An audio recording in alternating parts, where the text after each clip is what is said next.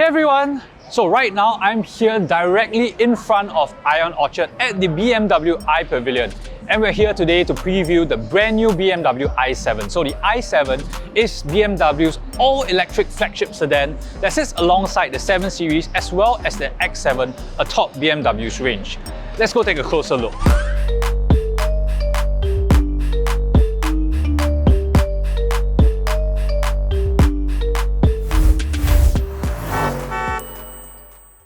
So let's first quickly look at the exterior of the car. Obviously the silhouette is very similar to the new 7 Series, and that's because, it is built on the same platform. And really the only distinguishing factors are some of these blue accents here. And okay, if you go and check out online pictures, you will see that there are other blue accents around the car. However, in this particular trim, those have been optioned off. So really just looking at it, it just looks like your normal 7 Series. Now, one very cool feature of this new i7 are these daytime running lights, and in there are Swarovski crystals, and they really do a nice job of shimmering when you unlock the car. So it's a really nice, cool, fancy luxury touch. Now, as you expect from a flagship model, there are plenty of customization options available. So, fun fact, if you choose the optional two-tone paint finish, the car is actually painted using the same machines that Rolls-Royce uses to paint their cars. Now, at the rear, we have a very clean and simple looking rear, and because this is an EV, you have no tailpipes whatsoever, so you really have a very nice clean surface, and I do like these LED tail lights. Now, the boot.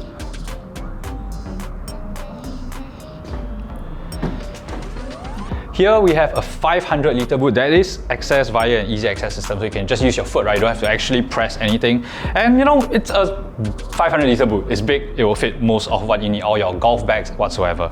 And you can simply just do that to close the boot. Nice and easy.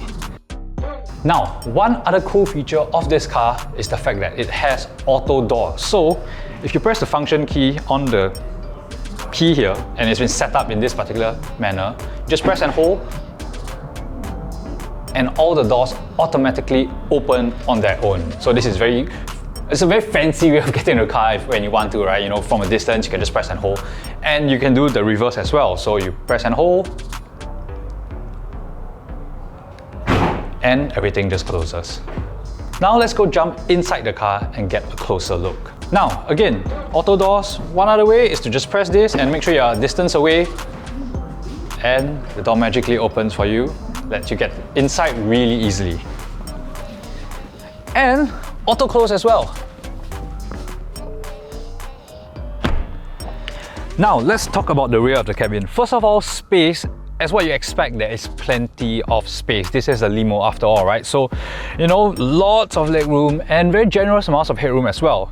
And one cool thing about this car is there is this 5-inch touchscreen here. So this gives you control over things like your climate control. You can do your seat adjustments here. You can recline your seats, you can turn on your ventilation. Let's recline the seats for a little bit and let's see how far I can go. So for example, I can just recline. It's a very sort of ergonomic way of controlling everything, right? Instead of typically having one thing in the middle, this, it's just within your hand's reach when your arm is just rested here. And it's a very nice cabin. I really like it. One thing you'll notice that is missing here is that massive screen. So if you've seen the car that Julian actually saw in Munich, there is that massive theater-like screen. We don't have it here at the moment, so according to BMW, this will be available from next year. But currently as it is, we don't have that. So it's a it's a recognizably familiar sort of luxury limo class interior, right? So as far as amenities are concerned, we obviously have aircon vents, and down here in the middle, we have a charging pad as well as some USB ports here. Now, if we just slide on over to the middle seat, I don't suspect many, i7 owners will be using this particular seat that much, but I will say it is still quite comfortable. There is a bit of a hump here, but it's quite wide and it's very flat, so you can actually very comfortably put your feet up, and this will fit 3 people very comfortably. Now let's go jump in the front. Now here in the front of the i7's cabin, I think this feels like a much more radical space, right? So visually it's very futuristic. And you know, it carries over a couple of elements from the iX. So your curved display is the same, right? So we have a 14.9-inch screen here, as well as a 12.3-inch instrument cluster. And you know, this gives you access to all the OS 8 functionality, right? And you know, it works, right? It's a good system. And we also have a steering wheel that's very familiar. It's again the same as you'll find in the iX, and actually very similar to the one you'll find in the 280 as well. You know, this is again built on the OS 8 functionality. And if you look at the center console here, we have again a very familiar center console with this glass scroll wheel that I really like. I like that there is a scroll wheel. It just makes life easier, right? But what's new is this interaction bar, which what BMW calls an interaction bar. So it is this light strip that you see running across the entirety of the cabin, like literally from here to the door on the other side. And you have all bunch of controls in there, right? So you have your aircon adjustment, you have your hazard lights and stuff like that. And the cool thing is that, as you can see, when you activate various functions, the bar actually lights up in a way to mimic or reflect that function, right? So with the hazard lights, it blinks red. Or if you change your driving mode, so let's say you're an expressive, right? The light turns blue, the blind for the sunroof actually opens up. Things like that, which is really cool, right? It's a nice fancy feature on one hand, but at the same time also I think slightly functional in the sense that it gives you a visual representation of what's going on. So I'm in sport now, and then it goes red. Right, so that's a very nice fancy touch that I think it's very interesting, right?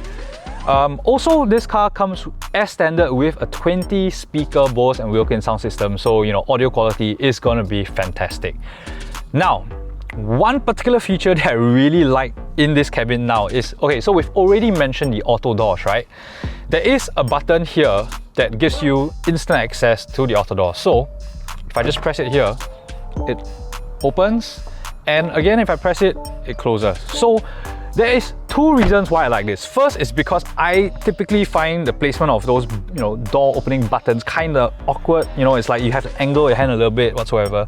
And here it's very simple, right? It's just here one touch away, right? And one other thing is that if you realize when the door is open, it actually opens quite wide. So as you can see, it's actually not remotely close to being within arm's reach to actually close the door manually. So it really helps that you have this button here.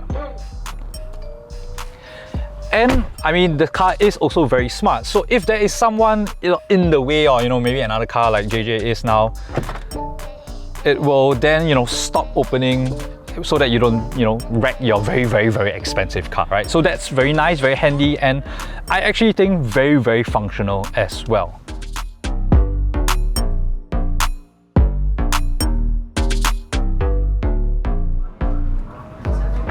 Now, let's quickly talk about the performance of this car. So this is the i7 xDrive 60, and here you have 544 brake horsepower and 745 Newton meters of torque. So you get that from the two electric motors, one on the front and one on the rear axles, and therefore this car does have xDrive all-wheel drive.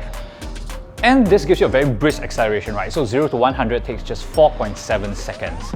And as far as range goes, BMW quotes 625 km on a single charge thanks to the 101.7 kilowatt-hour battery. Now, this car is expected to be launched in Singapore alongside the new 7 Series come sometime in October, and first deliveries are anticipated to begin towards the end of November. So if you are interested, you can actually register interest for this car right now through either BMW distributor, so either Performance Motors or Eurocars Autos. And if you actually want to see this car in the flesh, it's here in Orchard. However, it's not open to public. If you do want to check out the car, you can actually register and make an appointment via, again, Performance Motors or Eurocars Autos as well to come and see this car in person. And this BMW iPavilion will be here until the 18th of September. So that's it. That's our preview of the i7. Please, of course, like and share this video and subscribe to our channel as well, and follow us on TikTok. That's all I have. I'll see you soon. Bye. We have center. Let's do that again. Looking at it, it just looks like your normal 7 Series. I need to talk about the lights. Wait, let me quickly look through my notes again. Oh, I think I need to press and hold longer. Sorry, again.